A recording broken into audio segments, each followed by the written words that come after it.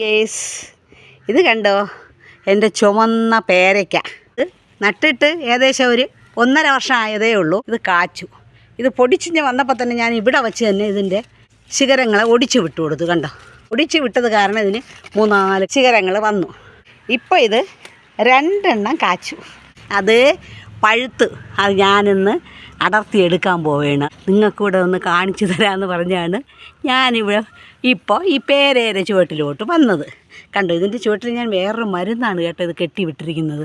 വിരലോ കയ്യോ കാലോ ഒക്കെ ഒടിഞ്ഞാലൊക്കെ ഇതിനെ ചതച്ച് വെച്ച് കെട്ടാൻ പറ്റിയ ഒരു മരുന്നാണ്. കണ്ടോ, ഈ ഇലയാണെങ്കിൽ ചമ്മന്തി അരയ്ക്കാം, നല്ല ടേസ്റ്റായിരിക്കും. ഇതാ കണ്ടോ പേരയ്ക്ക 2 എണ്ണം. ആദ്യം നല്ല ചുവപ്പ് കളറായിരുന്നു കേട്ടോ, ചുവപ്പായതുകൊണ്ട് പിന്നെ അത് കളർ മാറി ഈ കളറായി കേട്ടോ.